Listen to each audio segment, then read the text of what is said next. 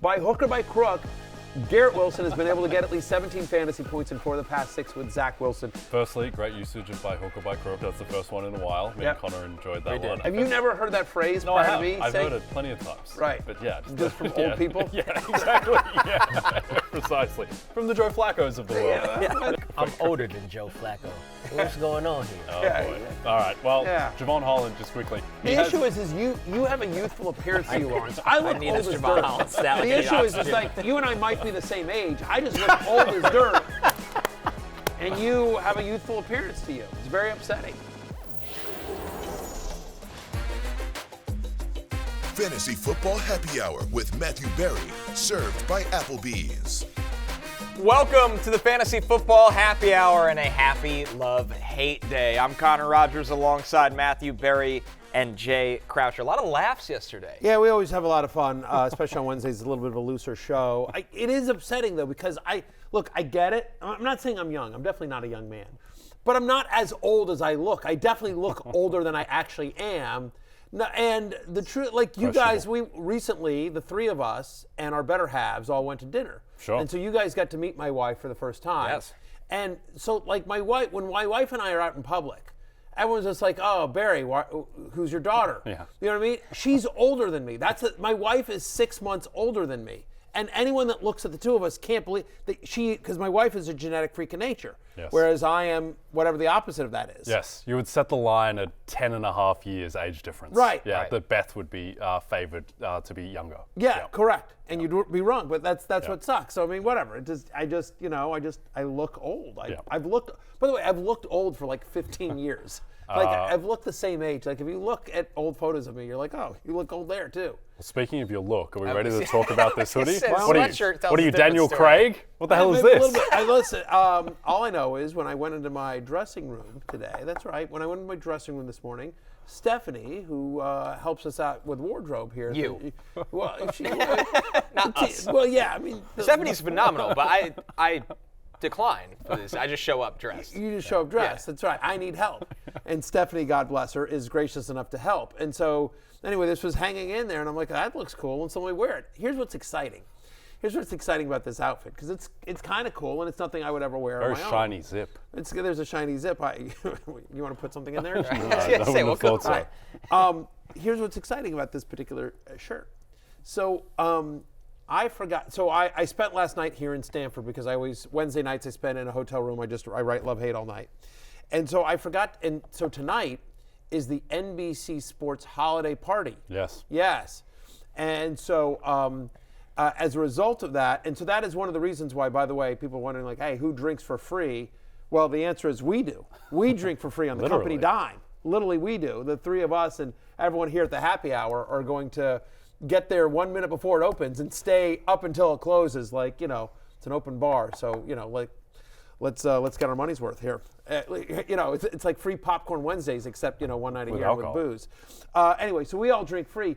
And so my point is that I forgot to pack something for the party tonight. I'm not going to be able to go home. I live like an hour and a half away from Stamford, Connecticut, where we shoot this every single day.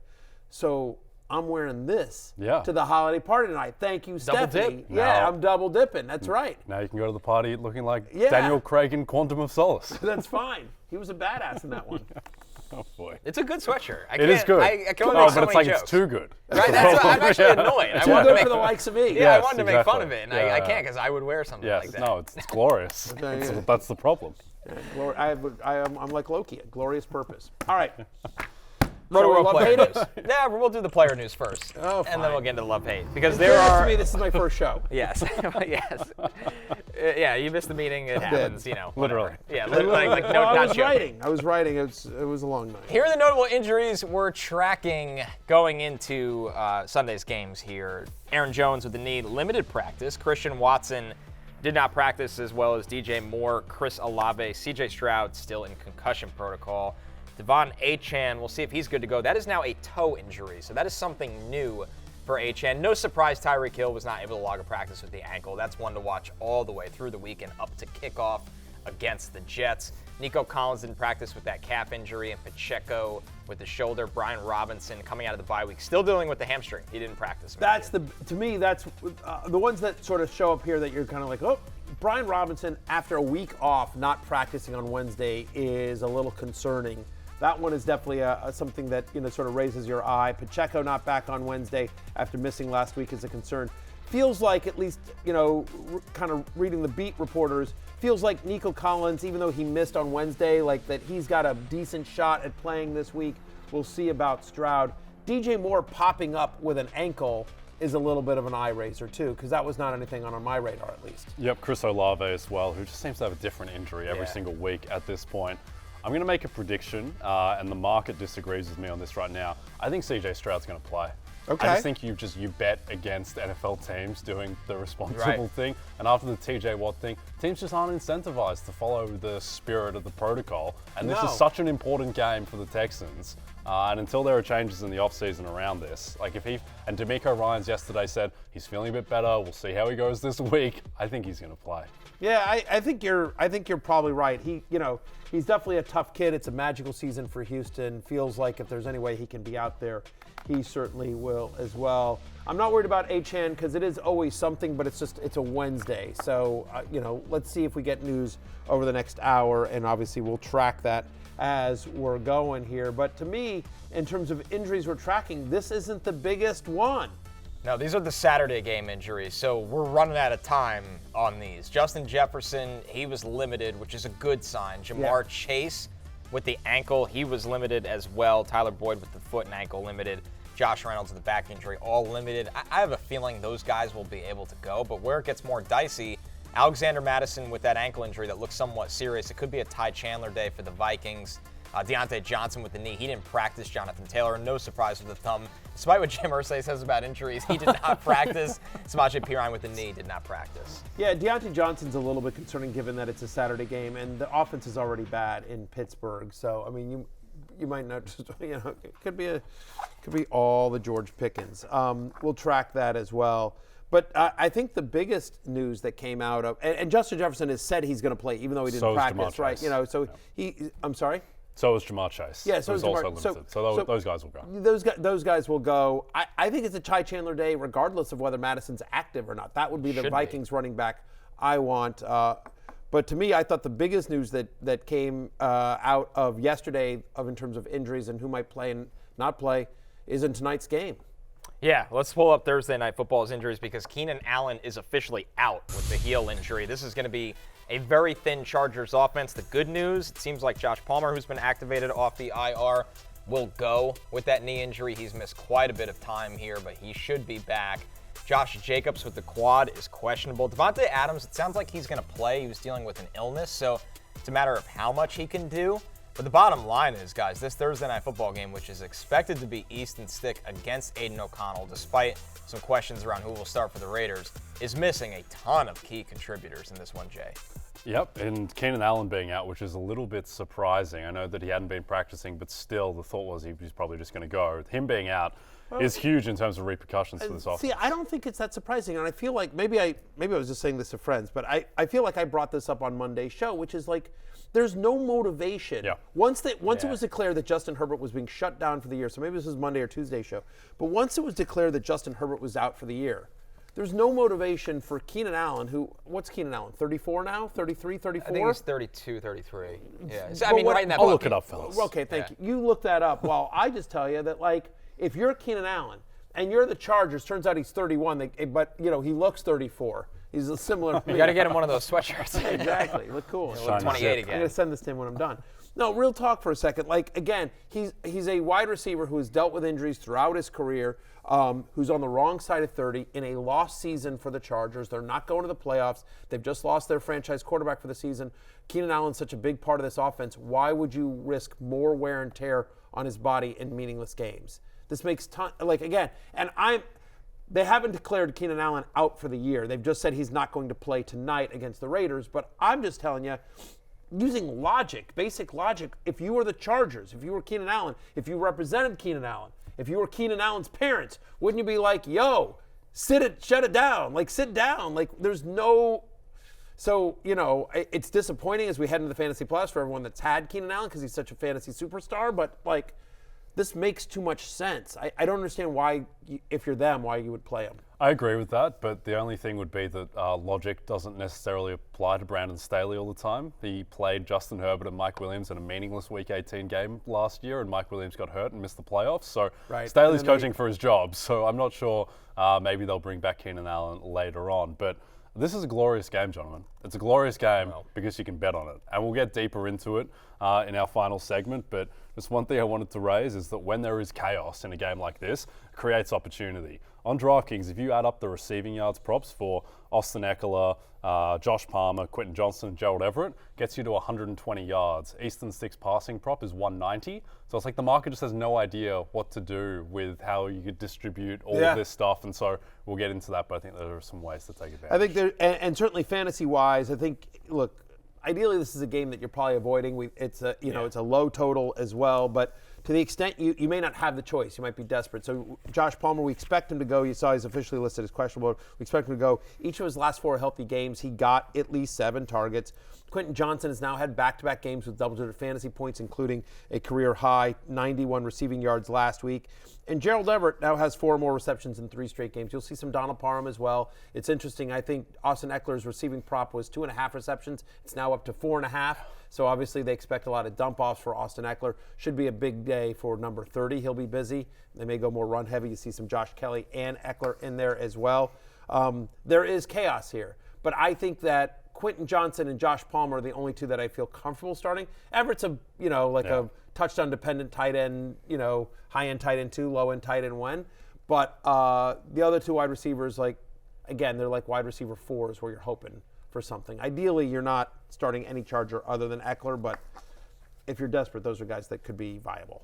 And with that, let's jump into love-hate, what kept Matthew up all night and into the morning. We start with the running backs, and we start with Kyren Williams, the volume king. What a year it's been for Kyren Williams. And Matthew, quite simply, he has your Commanders on deck in Week 15. Yeah, you love that unless you're a fan of the team like I am.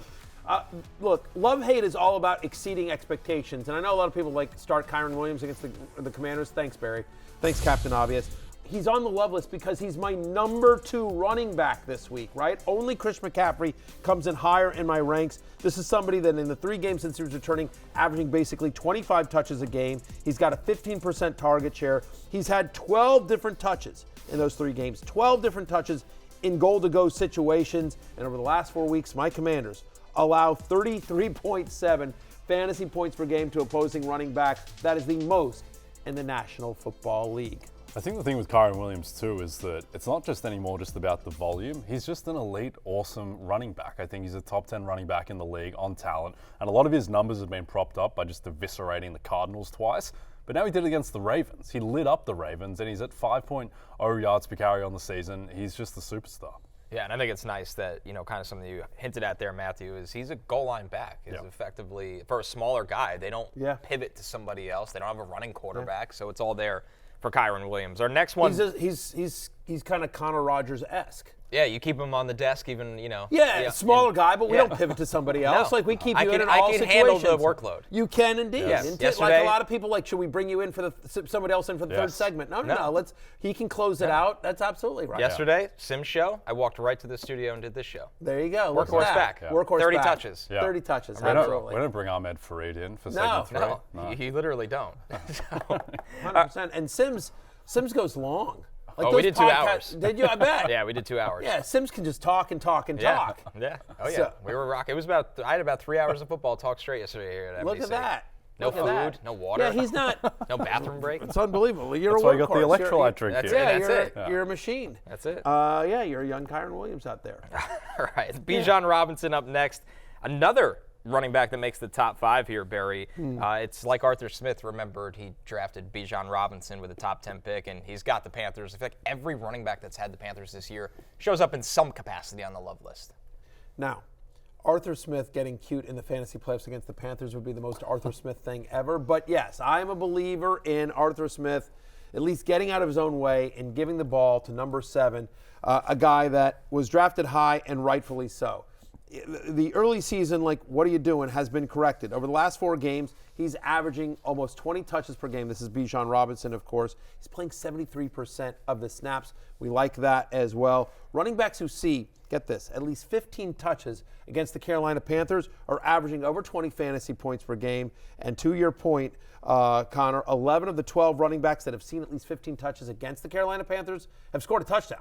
So Bijan Robinson is my number 5 running back.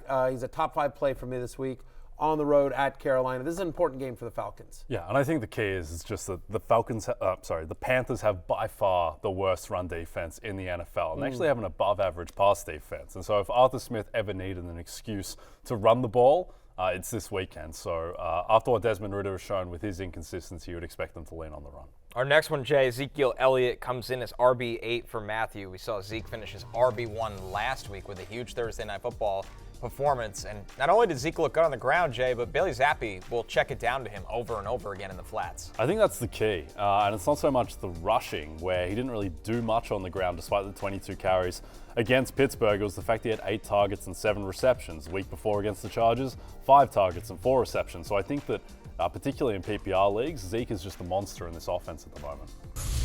Yeah, in the year of our Lord 2023, Ezekiel Elliott is a top 10 fantasy running back as we head into the fantasy playoffs. You mentioned no Ramondre Stevenson. He should get a ton of work. He literally, as you see it there, he played 91% of the snaps, and no other running back touched the ball. 100% of the running back touches for the Patriots last Thursday went to Ezekiel Elliott. We don't expect Ramondre to play again. It should be another massive workload for Zeke against the Chiefs, I should say. 2 of the last 3 running backs that faced Kansas City had over 100 yards from scrimmage. So just volume gets you there with Zeke, especially, by the way, he's being used in the passing attack. Like, this is something that we haven't seen a lot of this year, but Bailey Zappi wasn't scared to involve him. They also had a lot of injuries on the wide receiver front. No Demario Douglas or Devontae Parker last week. We'll see about the statuses of them. But even if both guys go this weekend, dumping off, especially when you got Chris Jones bearing out on you, dumping off to Zeke makes a lot of sense. The other thing, too, is that you might think, going up against Bailey Zappi against Patrick Mahomes, game script will just destroy them in terms of being able to run the ball. Line's only 7.5, yeah, which makes me feel like America has failed. The fact that Patrick Mahomes is in such a state where he's only a 7.5-point favorite over Bailey Zappi. America hasn't failed. I will tell you who has actually failed in all seriousness. The front office of the Kansas City Chiefs. It's Brett Veach. Yeah. You've got literally a generational quarterback. Yep. And, at some point, like roosters come home to roost or whatever. Pick your cliche, but you can't keep getting away with this. Like, hey, these kind of generic guys out there. Like, you guys counted on Kadarius Toney. That was a mistake. You counted on MVS. That was a mistake. That was ignoring all the existing tape on either guy. Coming into, hindsight's easy to 2020, and we all like but they expected Sky Moore to develop, and he hasn't, and just there's only so much Travis Kelce. It feels like they hit on something with Rashee Rice, but other than that, there's not enough depth for literally the best quarterback on the planet. Yep. Little fun game to play while you're watching Chiefs games. Just look at how often Patrick Mahomes has to tell his receivers where to line up because they're in the wrong spot. It's unbelievable. Yeah, and he forgot to tell Kadarius Toney where to line up, and that cost him the game. So. Yeah, they did. And I don't know if you, I'm sorry, we'll get off, but I'll just say this. Go watch, Dan Orlovsky did a video, it's like on YouTube over there at ESPN. He did a whole thing where he broke down, he noticed that Kadarius Toney had actually lined up offsides multiple times throughout the game. And so there's a couple different ways to look at that, which is number one is they didn't call it any of the other previous times, so he sort of thought about that. But there's also Kadarius Toney, it's not like it was like. Why are you doing this? At some point, coaches need to notice that and say, hey, get back. Right. And have you seen any of the memes of and just people have taken Kadarius Toney and placed him, 15 yards offside. Literally in between the linebackers on the other side. It's so good content. The internet remains undefeated. Some others receiving votes from the running backs. Raheem Mostert comes in as RB13 against the Jets. Derrick Henry against Houston, and it's weird. The Titans will be wearing Oilers uniforms against Houston in this game. He comes in as a top 20 play. DeAndre Swift against the Seahawks, RB20. Ty Chandler if Alexander Madison is out, and we're leaning towards that he might be. Jerome Ford against the Bears, RB32 there, Matthew. Yeah, I'll go just backwards to forwards in terms of Ford. He's had 5 targets or more in 3 of the past 4 games. No team in the NFL allows more receiving yards to running backs than the Chicago Bears. We like Chandler, as we talked about here. I think Swift gets back on track against Seattle, as they've allowed over 135 rushing yards to running backs in 3 straight death taxes. Start Derrick Henry against the Texans. He literally has over 1,000 yards combined in his last 5 against the Texans, including 10 touchdowns. He averages 33 fantasy points per game against the Texans. And Raheem Mostert, especially if Achane is going to be, he had 2 touchdowns the last time he faced the Jets. He should get another heavy workload this weekend. Jay, anyone from that list that jumps out to you?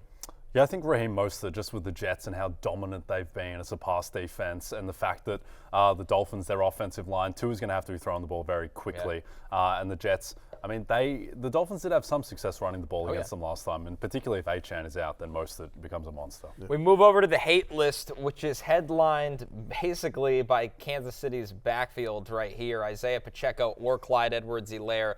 I think the crux of this, Matthew, is whatever Chiefs running back is healthy and starting against the Patriots, avoid. Yeah, correct. They're on the road at New England, and over the last 4 weeks, the Patriots allowing just 11.3 fantasy points per game to opposing running backs. That is the lowest in the NFL. They also allow 42 rushing yards and 2.4 yards per carry to running backs. That is also lowest in the NFL. They have a really good run defense. No running back in the last 4 weeks has scored more than 8 fantasy points against the Patriots. And you're like, oh, well, who'd they face? How about Austin Eckler or Saquon Barkley? Your boy Najee Harris, Jay, and Jaylen Warren. None of them was able to even get to double-digit fantasy points. None of them were even able to get to 9 fantasy points against the Patriots. So whether it is a not 100% healthy Isaiah Pacheco or CEH, who has been inconsistent during his career and will be splitting time with Jerick McKinnon, whoever one of those starting running backs are, splitting time with the passing down back McKinnon, makes the hate list. Patriots have the best run defense in the NFL right now. And so Patrick Mahomes, his passing yards prop is set at 248.5 on DraftKings. I think that might be 50 yards too low, to be honest. This is the ultimate pass funnel defense. And with how their running backs have struggled, I think Mahomes, he will be throwing a lot. How about Kenneth Walker here, Jay? He's just not getting the snap count that you would hope from an RB1. I'm sure it has to do with the fact he's been banged up this year, and the Eagles have been able to limit running backs on the ground. Yep, and it's a tough matchup here with the Eagles. They have a strong run defense. Their corners have struggled all year, and with Metcalf, Lockett, JSN, you expect that Seattle will be throwing. Zach Charbonnet outcarried Kenneth Walker. Now, the positive for Kenneth Walker is he had 5 targets in the passing game. Charbonnet only had 1, and they are dogs in this game, so you'd expect them potentially to be trailing. But you just cannot feel good about a team that is an underdog with a guy who is in a 50-50 timeshare. Yeah, I mean, it's a tough matchup against Philly as well. Literally, this entire year, there have only been 2 running backs that have more than 60 rushing yards against the Eagles as well. He's had 12 or fewer touches in 3 of his last 4 healthy games. To your point, he's splitting time with Charbonnet. They're underdogs. The way you attack Philadelphia is through the air. We do kind of like Geno in this one. I like DK Metcalf as a top 10 play this week. But again, with Kenneth Walker, you're hoping for one big play, and he's got that ability. But other than that, I don't know. Like, he's outside my top 20 this week. Our last one here, Matthew, Javonte Williams. People might see Detroit and think, okay, I like that. But the reality is Detroit is so bad against the pass that running backs haven't had massive days against their front this year. Yeah, over the last 4 weeks, Detroit's allowing just 3.3 yards per carry. In fact, no running back has rushed for more than 51 yards against Detroit. And they allow the 4th fewest fantasy points to opposing running backs. If there's one positive here for Javonte Williams, the usage has really been there. It's really nice usage for Javonte Williams. I think he's got a shot at a touchdown. So he's a borderline top 20 play, but this is a tough matchup, so he makes the hate list because, again, I'm lowering expectations. I would still I have Javonte Williams in a couple leagues. I'm starting him in those leagues, but I would lower expectations for Javonte Williams. He's just outside my top 20 this week. Yep, and also Detroit, their weakness is in the secondary. That's where they've been exploited time and time again, so you'd expect that Russ will be throwing. This holiday season, get the fantasy fan in your life, the exclusive Rotoworld Draft Guide bundle featuring expert analytics, player insights, and season-long tools. Get all 3 of the draft guides for one low price. Go to NBCSports.com/holiday bundle and use code HOLIDAY23 at checkout to receive 25% off and a $10 Fanatics gift card. We're going to break. When we're back, we'll be back with love-hate going forward with the pass catchers and quarterbacks. Heads up, we have a special edition of Fantasy Football Pregame on Saturday, December 23rd, live from 1 to 3. Barry, Jay, and Lawrence will be previewing the Christmas weekend slate leading into football night in America. Tweet us as always using the hashtag FFPregame. So Saturday, December 23rd, 1 to 3, we have a show. I should really read my emails. I should as well. I was unaware of this until yesterday when we ran the promo. Then I became aware. You weren't paying attention to that one, but now you've got it. Sounds like a couple personal problems.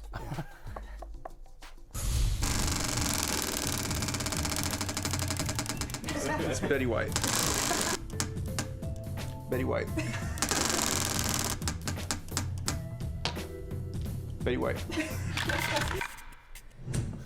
Love, hate, pass catchers. That was Cooper Kupp, who loves himself some Betty White, apparently, and we love because ourselves. He's an American. All Americans love Betty White. We love ourselves some Cooper Kupp. Going back to the well here, Matthew. Cooper Kupp is playing against who? My Commanders. Yes. My little Cooper Kupp. Who do I love more, my Commanders or my little Cooper Kupp? The answer is it's still my Commanders. But this week, give me my little Cooper Kupp, who comes in at wide receiver 6 for me. Over the last 4 weeks, no team in the NFL has allowed more yards per game to wide receivers. Oh, you need more bad stats about the Commanders? I got more bad stats for you. They also allow the second most fantasy points per game to wide receivers. And in their last 2 games, they've allowed 4 different touchdowns to the slot. Just 4 touchdowns in 2 games. Seriously, pick a stat, any stat. I've got a bad stat for every situation for my Commanders. All this adds up to start your Rams this weekend against my Commanders. Yeah. I think there was a lot of concern about Cooper Kupp coming into last week because he'd been so poor for so long. But I think there was some mitigating causes. He was dealing with an injury. He had Brett Rippon for a stretch. He played the Cleveland defense. That second Arizona game, they just ran the ball all game. But the key is that he showed against Baltimore is that physically he's 100%. He's still got the same connection with Stafford. And even with Puka getting a ton of targets as well, he showed that he can still resemble the guy from 2021. Our next one here, Jay, DK Metcalf against that Eagles secondary. We know how much they've struggled, and we know what DK can do, not just in the red zone, but in between the 20s. Yeah, it's a strange thing the way the Eagles secondary has struggled all season because most of the names are the same, and they've added Kevin Byard. But I think the key is just that Darius Slay's gotten a bit worse. James Bradbury's gotten a bit worse. Bradley Roby struggled in the slot. No slot at all. Yeah. And DK, they'll move him around. And I think that the Eagles, they just haven't shown any ability whatsoever to stop the pass all season. Even your boy Sam Howell lit them up twice. And so I think that whether it's Geno or Drew Lock, I think that they will have success through the air. By the way, you take that even out of your mouth. Even Sam Howell. Stop it. Sam Howell is good. He was excellent the second game. Very reluctant. Until he Credit to Sam Howell. Kind of gacked the last couple of throws. What are you gonna, he's out there by himself. He's got no one blocking for him, for the love of God. He's like a young Zach Wilson. The fact is that DK Metcalf. He might be older. Or the old Zach Wilson. That's fair enough. Whatever. The Jets have a bad offensive line was the point of that joke. Here's the point of this statement. The Eagles have allowed at least 16 fantasy points to a wide receiver in every single game this year. Every single game. They've allowed multiple touchdowns to wide receivers in 5 of the last 6. And so Metcalf, who is top 3 in end zone targets this year, whether it's Geno Smith or Drew Lock throwing him the ball, I like DK's chances of getting a touchdown, and I'm as a top 10 play in Week 15. He comes in as wide receiver 10. At wide receiver 11 is our next pass catcher in Brandon Aiyuk here, Matthew, against Arizona. I mean, what more needs to be said between the Arizona defense, what Aiyuk can do in this offense with a surging Brock Purdy right now. Aiyuk is a near loveless candidate almost every week, it feels like. Yeah, especially because Brock Purdy, your true MVP, the guy who should be the MVP. I put that out on Twitter, and people went yesterday because somebody was giving some Brock Purdy propaganda. Yeah. And I said I'm here for all of it, and people just go crazy. People get upset. They get very upset. They hate Brock Purdy. Yeah, he's very polarizing as well. It's insane. All the stats sit there and say this is the guy who should be the MVP, especially, by the way, given how well he throws the deep ball. Yeah. He really does. He's not a game manager at all. It's not dink and dunk stuff. If you look at his yards per attempt, his average depth of target, all of that stuff, his air yards, he is chucking it deep. And why does that matter for Brandon Aiyuk? 40% of his targets this year have now come on deep passes. He's got the 3rd most yards on deep passes this season.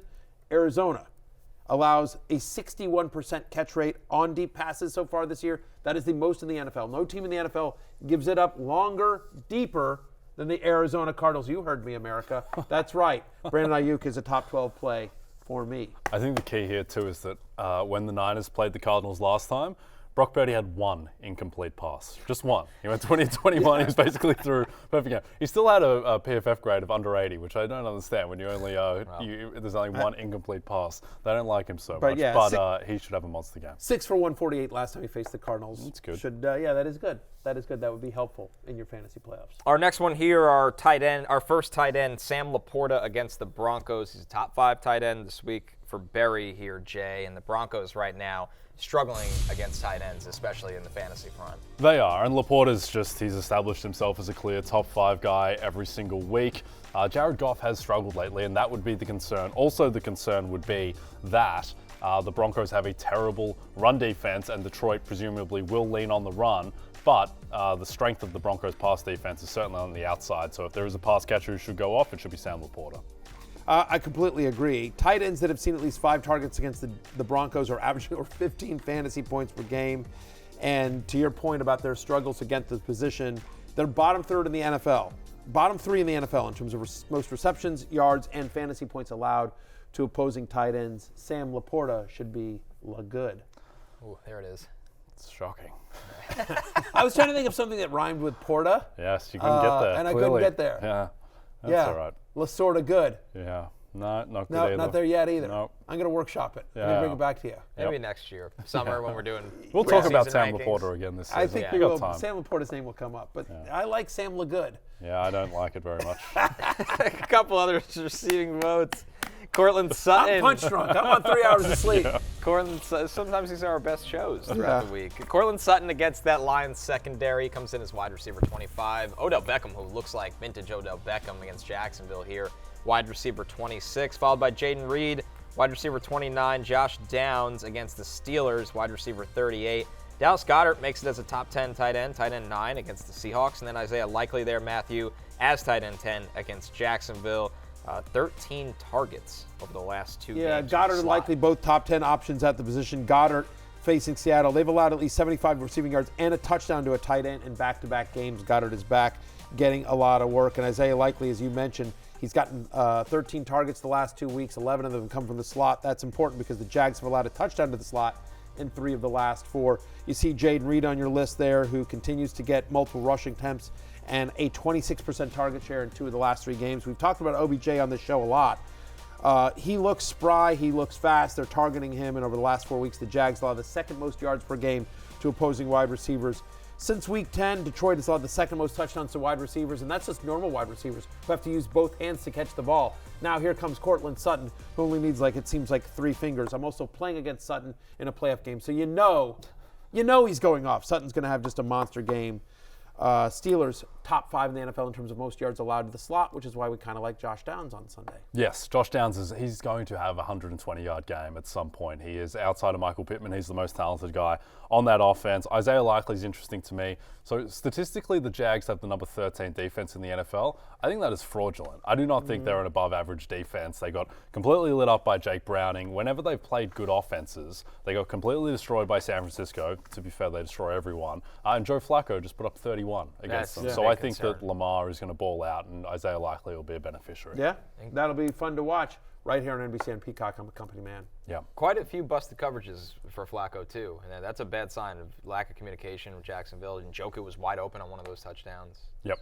No, I think they're struggling at the moment. They're also just banged up on both sides of the ball. They got no offensive linemen. It's a complete mess. Yeah. All right, we'll move over to the hate list. Couple names here. Calvin Ridley against the Ravens. When you look at Ridley's last 2 weeks, Matthew, it's been a tough go of it overall. He comes in as wide receiver 31 for you. Yeah, it's been inconsistent, honestly, this entire season.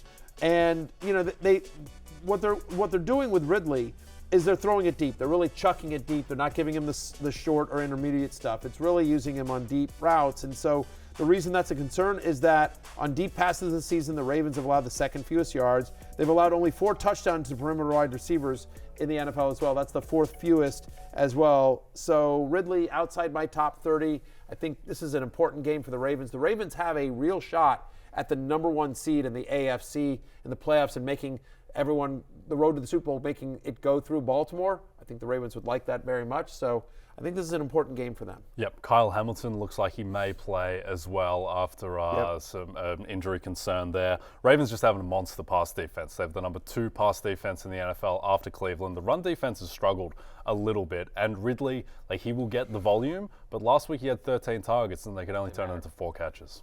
Yeah, and you figure there'll be some Evan Ingram as well, Trevor Lawrence.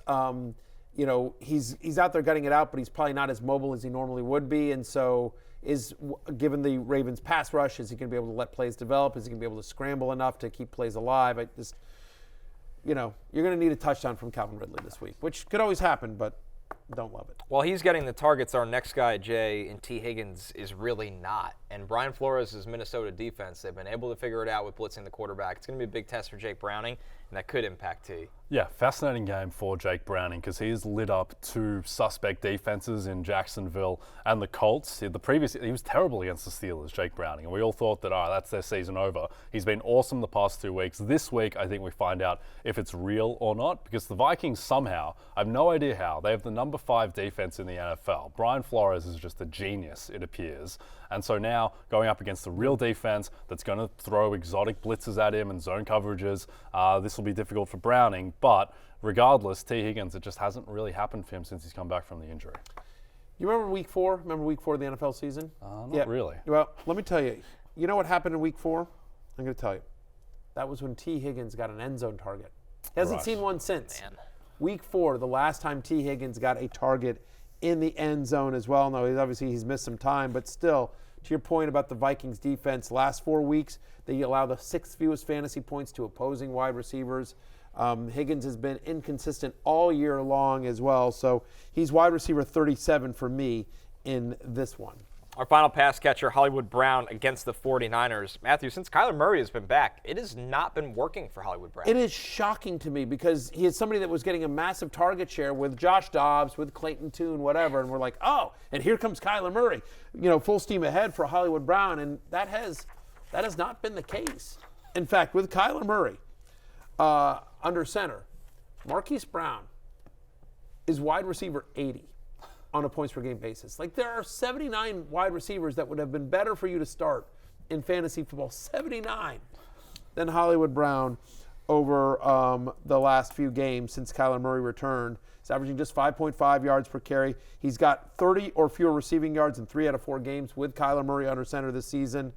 Oh, and now you got to face the Niners, who allow, of course, the 5th fewest yards per reception to wide receivers. Hollywood Brown is wide receiver 40 for me this week, which is crazy given his talent and the fact that we like Kyler Murray and game script should be in their favor, but just there's literally nothing to suggest this is going to be a good game. And it's the playoffs. I don't want to get cute. There's nothing that suggests you can risk Marquise Brown this week. Yeah, and the other thing too is that he didn't practice yesterday coming off the bye. He left early with an injury in week 13. I know Matthew loves to put guys on the hate list who aren't going to play football that given week. It's one of your strong suits. Yeah, just because it's fish in a barrel doesn't mean you don't shoot it. So, look, I think he's probably going to play. Gannon said that he would likely get into practice this week. But, yeah, to your point, even if he does, is he going to be 100%? Probably not if he didn't practice yesterday. And even if he is, there's nothing to suggest that he is going to be the weapon that we thought he would be. Yeah, listen, there's nothing wrong with occasionally taking a layup. You know what I mean? I know you like to just, James Harden it and just, jump back and just step back and just, try to jack up threes. But every once in a while, it's not bad to, take a layup, take the points. My favorite one ever was when you put Deshaun Watson on the hate list, basically right after the report had come out that he probably wasn't going to play that weekend. It was genius. And he didn't play. He scored 0 points that weekend. That's why I was right. Yeah. So I was right, is what you're saying. Yeah, exactly right. That's right. Avoid Deshaun Watson. So just a little behind the scenes here, a little curtain raising baseball? as well. How the sausage is made? There's a little bit of how the sausage is made. Is the fact is, and you guys probably don't care, but Jay's giving me crap, so I'm going to make you guys listen to it. So this is Jay's fault. Is that there are a lot of tentacles, if you will, to love-hate. There's digital assets. There's a lot of different things that go into quote unquote love-hate. And so as a result, we come up with the names. My producer and I, we meet up and we come up with the names for love-hate on Tuesdays, and it's written Wednesday during the day. So in essence, there's a lot of times where that does happen, where the practice report comes out on Wednesday, and I've got a guy on there, and there's just nothing because the train has already left the station because, again, it has to come out on Thursday, so it has to be written on Wednesday, and it has to be decided on Tuesday so that other assets and graphics and pictures can be pulled. And it's a whole thing, and it's boring, and it's one of the reasons why I want to quit writing it. But I'm chained to it. Yeah, I can't. I've been trying to quit it for 6 years, and it won't. I'm stuck with it till the day I die, apparently. By the way, the report that Marquise Brown did in practice yesterday, it was from a writer at GoPhoenix.com. The writer's name is Bo Brack. B.O. Brack, one of the great names. Bo Brack? Yeah, Bo Brack. Oh, we love Bo Brack here. Good for you, Bo. I've never heard of Bo Brack, sweet but name. that's a good name.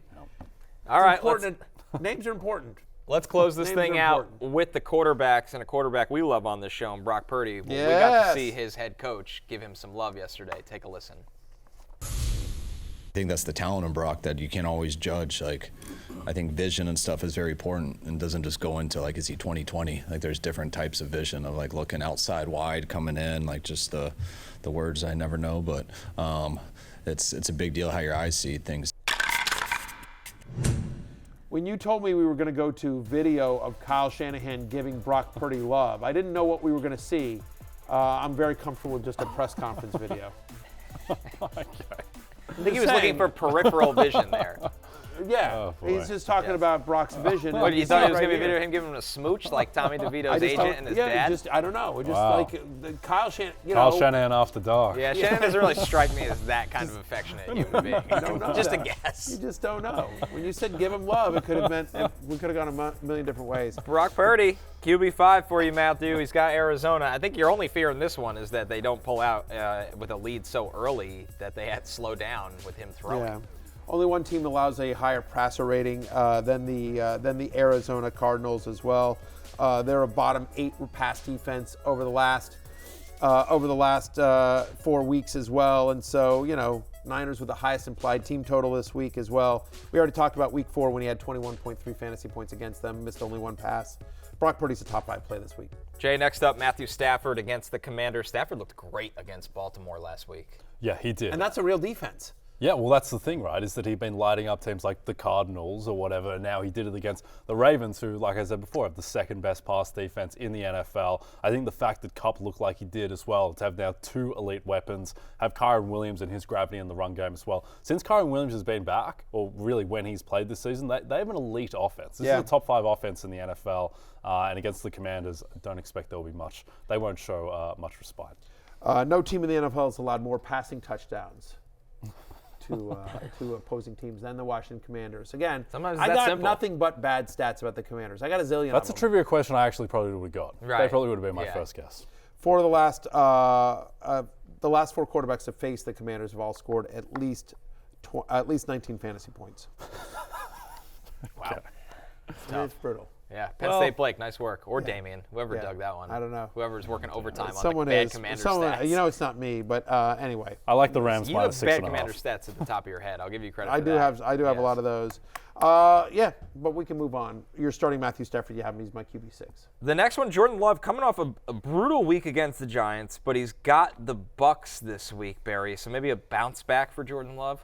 I think so. Look, he's since week 3. He's 4th in the NFL in pass attempts per game, and we've talked about this. The Buccaneers are a pass funnel defense. They're actually a bottom 5 pass defense over the last month, and so when he's been at home in this game is in Green Bay. He's averaging over 19 fantasy points per game. I'm back in on Jordan Love. He is on the Love list. He's my QB7.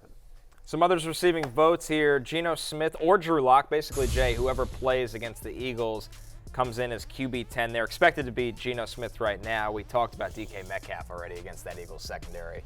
Yep, I think Geno will have an excellent game. The Eagles have the 29th ranked pass defense in the NFL. Russell Wilson. Since week 8, quarterbacks that face Philly averaging over 27 fantasy points per game. They're no good. Russell Wilson against the Lions. He comes in as QB11, while Matthew, it feels like they've kind of put the training wheels on Russ the second half of this season. The Lions secondary, it almost doesn't really matter. Last 4 games, they're allowing the second most fantasy points per game to opposing quarterbacks, and they allow passing touchdowns at the 4th highest rate in that stretch. So the Russessance continues. I'm at QB11, and then of course Nick Mullens. I actually think if you're desperate, like Mullens could be okay. I don't think you have to be desperate. Yeah. You just have to be like moderately needy, and Nick Mullens shall deliver. Or I think he's going to have a super flex league. He's going to have a massive game. No, Cam Taylor-Britt, Bengals defense is terrible against the pass, against the run as well, to be fair, and Justin Jefferson's going to play. Yeah, I'm with you. Exactly. And also, they lost like half of their offensive line against the Raiders, which I think contributed to their offensive struggles. The thing with Mullens as well, like he just dropped back, he chucks it. Yeah, like, he chucks it. He's trying to chuck it down the field, made some nice throws, also should have been picked 2 or 3 times in his limited play, but I think he's going to put up stats. You're going to win the league on the back of Nick Mullens. That's what's going to happen. He's really put all my mediocre team, he's really put it into place. Now I feel good. Now I've got a puncher's chance. Just real quickly, while we're talking about playoffs, because we're all in the same league and we play the league out on Yahoo, there's a really good hint that was given to me. But like, if you play in Yahoo and like you have a bye this week, which I do, what you should do is you should put all of your players on the bench. Because the way Yahoo works, and I don't like this, but it is what happens, is that if your player is not in a starting lineup and there's something happens during the game, you can drop them during the game and pick somebody up. So if somebody has like, and we don't hope this, but if somebody over the weekend has a horrific injury, they're locked on your starting lineup. But if not, if they're just sitting on your bench, again, if you have a bye, then you can just drop them and pick somebody else that hasn't played before waivers run for next week. That's why people watch this show. Not for our jokes and nonsense. A little helpful hint. Yes. Technicalities. Little technicalities. We'll close it out with the quarterbacks on the hate list. Tua against the Jets. I'm not going to lie here, guys. When Tyreek Hill left the game the other night, Monday Night Football against the Titans, Tua looked like a totally different player. He did not look great. New York top 5 in pressure rate this season. Their corners obviously are fantastic since week 7. The only quarterback to score double-digit fantasy points against the Jets is Josh Allen as well. He had 7.8 points the first time they faced each other in a win that the Dolphins had. So, yeah, he's outside my top 15 this week. Our other guy on the hate list, Jared Goff, who goes up against a run funnel defense in Denver. Jared Goff also, I don't know what's wrong with him. He just seems a little bit broken at the moment, whether it's a physical ailment or he's just lost confidence. He's been really bad for a month now. Since week 5, Denver's allowed 1 or fewer passing touchdowns in 8 of 9 games. Watch arguably the best game to date of the college basketball season this Saturday. Top-ranked Arizona faces off with reigning Naismith Player of the Year Zach Edey and number 3 Purdue in a matchup that could be a preview of a Final Four game later this year. The two powers tip off at 4:30 p.m. Eastern exclusively on Peacock. If you want to watch it, you got to watch on Peacock. Damn it. Don't forget, on DraftKings Sportsbook this season, new customers can bet $5 and pocket $150 in bonus bets instantly, plus all customers can get a no-sweat same-game parlay every day. Download the app and use the promo code BERRY when you sign up. Yeah. DraftKings Sportsbook, the crown is yours. It really is. Let's jump into last call, and let's look at the most bet player props for Thursday Night Football, courtesy of our friends from DraftKings. Austin Eckler receiving yards over 26.5 is what the public likes, as well as his rushing yards over 46.5. Austin Eckler receptions over 3.5. Austin Eckler alternate rushing and receiving yards 75 plus. And then Easton Stick passing touchdowns. Good God, is this disrespectful? The public likes it under half. They don't think Easton Stick throws a touchdown tonight. Jay? The entire public is just hammering every Austin Eckler prop possible. Eckler's gone now. The line's moved to 4.5. And obviously, I think a lot of this Eckler is because no Keenan Allen, and Eckler's the guy they've heard of. Yep, indeed.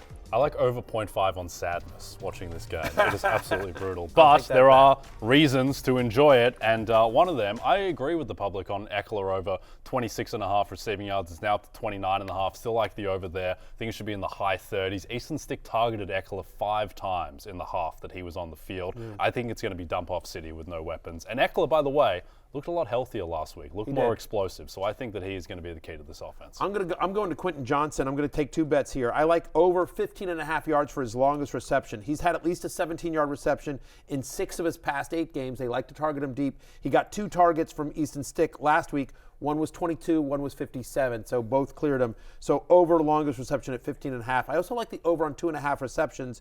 He's had 8 receptions in each of the over the last 2 weeks, so that's 4 a game. Did that math in my head, don't want to brag. But so I like over 2.5 in a game in which, no Keenan Allen. Taking a long shot here, guys. Listen, Easton Stick is starting tonight. There are no rushing props for him because people don't know a lot about Easton Stick. Chaos. It's chaos.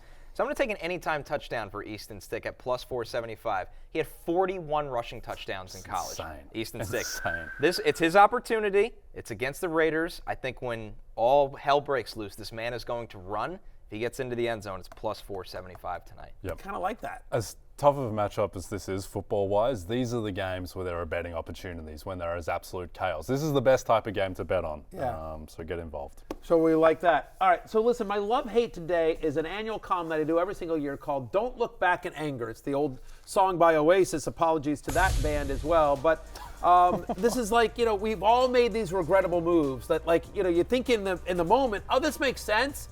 And then only to, later in the season go like, oh, God, what have I done? So whatever bad move you have made out there, at least you haven't been as bad as these. So these were some of the worst ones I saw. I got literally thousands and thousands of entries. I poured through them. So, Steven, go ahead and start rolling some of them. So here's one. This guy traded Puka Nacua and a 2024 third for your boy Michael Thomas, Jay. Yes, my boy, who's dealing with legal issues and the IR at the moment. It's not great for Michael Thomas. He didn't do much either. He was good for 5 for 50 and no touchdowns every single week, though. I think this guy listened to you in the preseason.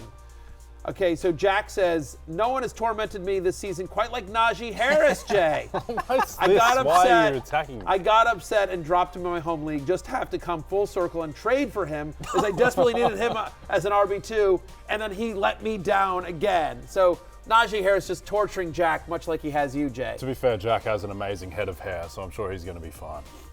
Here's another one.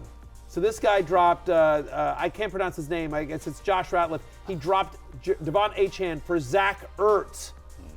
So, the keeper prospects of Achane, in a keeper league, he dropped Achane for Zach Ertz. That's a hard. Oh, this is a nightmare. Yeah, so at Johnny B-Ball 5, dropped Kyren Williams to grab Graham Gano. He dropped Kyren Williams for a kicker. Leave your leagues that still have kickers. To be fair, there was no difference between Kyren Williams and like Ronnie Rivers at that time, so you're okay there. Just didn't work out. Think about how much that much torture you. What's the next one here? Look at some of these are brutal, right? Here's another one. So Luke Giardi was number 1 on the waiver wire after week 1. Was either going to pick up Joshua Kelly or Kyren Williams because of the Eckler injury. I went Kelly. That one is going to haunt me for a long time. I don't blame you. Should. That one. Here's another one. I paid, Kieran McCloskey says I paid $22 fab for Gainwell and dropped DeAndre Swift after week 1. That didn't pay off the way you hoped. No, it's Maybe certainly. with his PhD he can resuscitate his season. Okay. So Johnny Tapia says he dropped Devon Achane for Cameron Dicker.